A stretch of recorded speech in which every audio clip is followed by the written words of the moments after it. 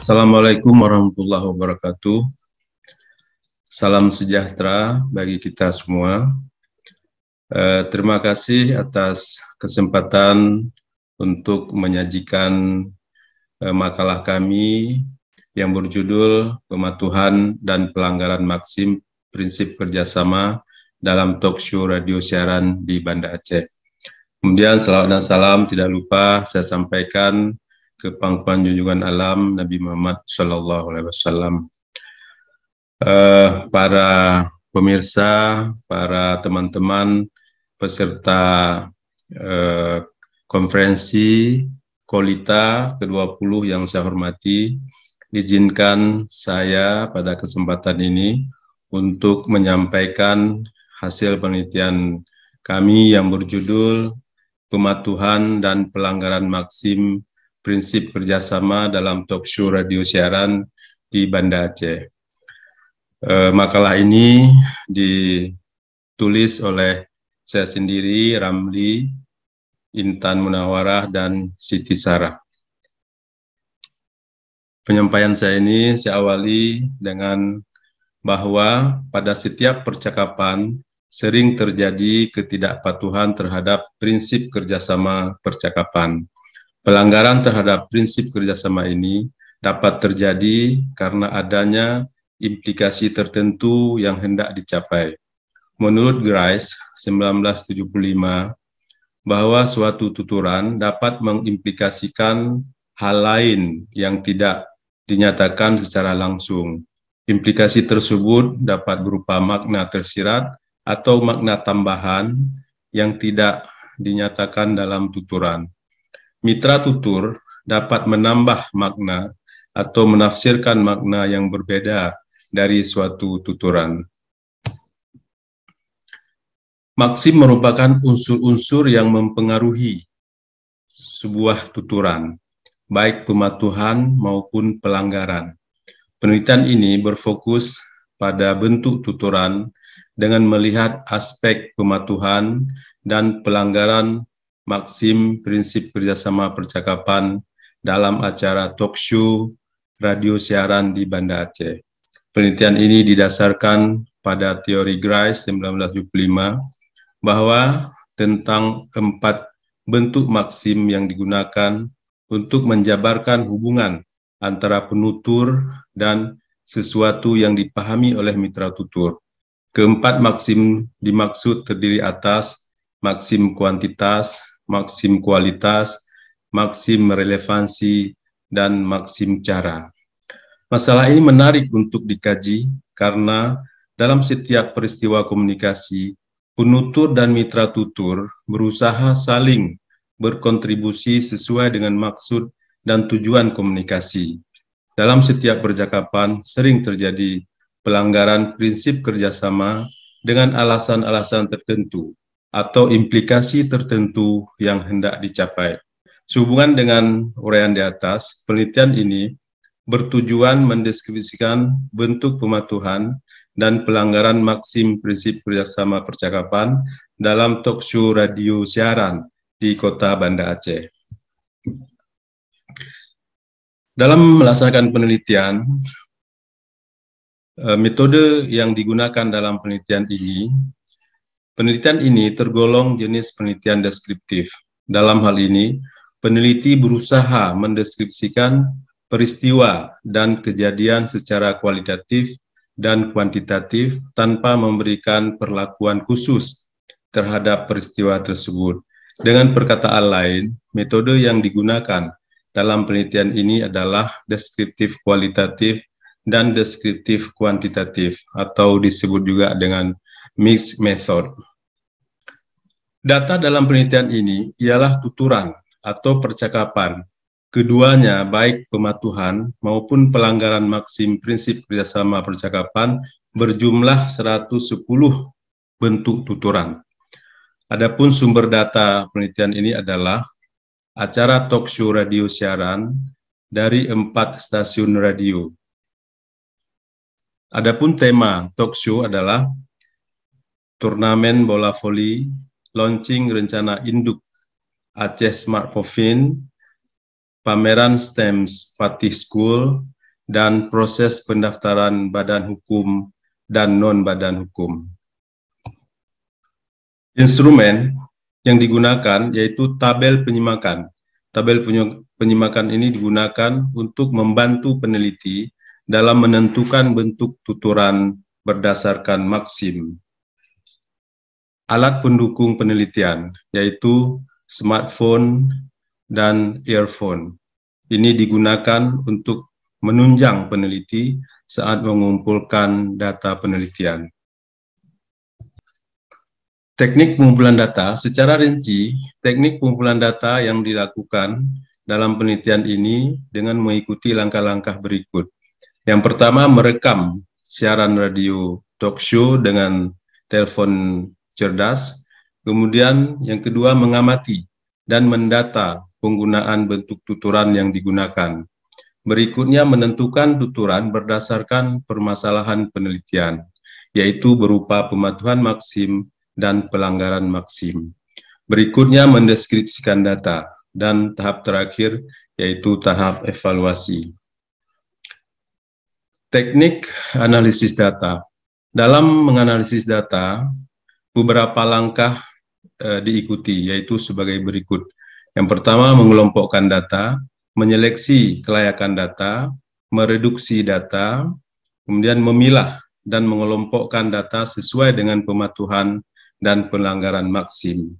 Berikutnya, mendeskripsikan data yang telah diklasifikasi sesuai dengan bentuk maksim. Dan yang terakhir, menyimpulkan semua bentuk pematuhan dan pelanggaran maksim prinsip kerjasama percakapan.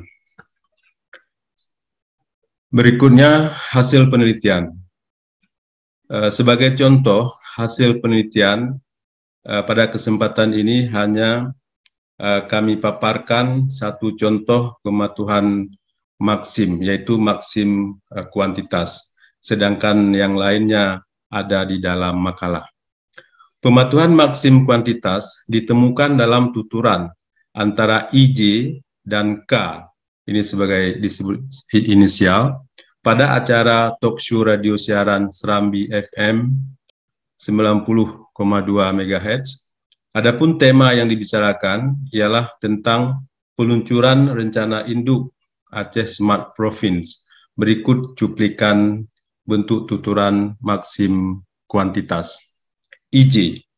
Sampai dengan saat ini, kabupaten kota yang telah meluncing program Smart City itu Banda Aceh, Subuh Salam, Langsa, 3 kota, K, 3, berarti 3 Pak ya. IJ, 3 yang di-launching ya, yang launching, yang telah mempunyai rencana induk Smart City. Rencana induk Smart City itu baru kota Banda Aceh. Ya, tapi nggak masalah. Kita tahun depan juga sudah mempersiapkan, sudah memprogramkan akan membuat pendampingan penyusunan master plan Smart City untuk 3 kabupaten kota, khususnya 3 kabupaten kota untuk sementara. Nanti juga kita akan bekerja sama dengan Unsia, Universitas Syah Kuala, dan komunitas IT. Nanti kita lihat komunitas IT mana yang bisa kita ajak duduk untuk membuat master plan Smart City untuk kabupaten kota. Jadi itu untuk sementara yang sudah meluncing. 3 kabupaten kota. Berikutnya contoh pelanggaran maksim. Berikutnya kami tampilkan contoh pelanggaran maksim kualitas. Pelanggaran maksim kualitas ditemukan dalam acara talk show radio siaran RRI Programa 2 92,6 MHz pada tanggal 8 Oktober 2019. Tema yang dibahas ialah pameran STEM Fatih Bilingual School. Pelanggaran maksim kualitas dapat dilihat pada tuturan antara L dan TJ. Ini juga sebagai inisial sebagai berikut. L, untuk tingkat SD sendiri, ada nggak yang mereka pamerkan untuk hari ini? TG, ada dong. L, apa? Apa? TG. Waduh, kalau ditanya apa, banyak sekali ya. Saya saya agak lupa apa-apa saja yang dipamerkan. Apa-apa saja yang dipamerkan? Mungkin Pak SF bisa bantu jawab. Cuplikan tuturan tersebut memperlihatkan L bertanya hal apa yang dipamerkan oleh pelajar SD pada pameran STEMS. TG mengatakan ada. L bertanya apa yang dipamerkan. TG menuturkan bahwa ada, banyak sekali, sehingga TG agak lupa apa saja yang dipamerkan dan meminta SF untuk membantu menjawab. Tuturan TG telah melanggar maksim kualitas. TG tidak memberikan kontribusi yang benar berdasarkan informasi yang dibicarakan. Seharusnya TG dapat menjawab beberapa hal yang dipamerkan oleh pelajar SD. Dalam tuturannya, TG juga seperti ragu-ragu dalam mengatakan, saya agak lupa. Secara umum, pelanggaran dan pematuhan dan pelanggaran dapat disarikan dalam tabel berikut. Ini ada di dalam makalah. Sedikit pembahasan, berdasarkan tabel di atas, bentuk pematuhan maksim yang persentase paling tinggi ialah maksim kuantitas. Hal tersebut menandakan bahwa penutur dan mitra tutur mampu berkomunikasi dengan cukup baik, efektif, dan bermutu. Penyiar dan narasumber pada acara talk show tersebut saling memberikan kontribusi seinformatif mungkin sesuai dengan kebutuhan dan tidak berlebihan. Bentuk pelanggaran maksim dengan jumlah persentase yang paling tinggi ialah maksim kuantitas. Pelanggaran tersebut disebabkan banyaknya informasi yang membutuhkan penjelasan yang cukup panjang. Informasi-informasi yang melebihi dari yang dibutuhkan menyebabkan terjadinya pelanggaran maksim kuantitas. Seperti yang disampaikan sebelumnya, mitra tutur dapat menambah makna atau menafsirkan makna yang berbeda dari suatu tuturan. Secara umum, hasil analisis data menunjukkan bahwa pematuhan maksim lebih tinggi persentasenya daripada pelanggaran maksim. Hal ini diduga terjadi karena dalam acara talk show, penyiar agak terlebih dahulu mempersiapkan materi dan pertanyaan yang sesuai dengan tema pembicaraan. Tujuannya agar komunikasi yang berlangsung tetap sesuai dengan koridor konteks pembicaraan. Pelanggaran maksim terjadi semata-mata karena penutur berbicara terlalu berlebih-lebihan, seperti talk show yang waktu relatif lebih lama. Narasumber mengungkapkan berbagai informasi dalam sekali bertutur, sehingga dianggap bertele-tele atau menginformasikan hal-hal di luar konteks pembicaraan. Nah, yang terakhir simpulan.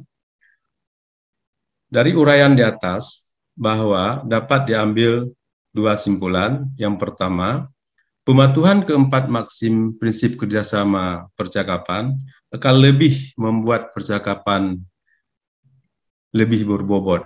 Jika ada salah satu atau dua maksim yang dilanggar, percakapan tersebut masih dapat berjalan dengan baik apabila setiap peserta tutur dapat memahami makna lain dari yang disampaikan, walaupun keluar dari konteks.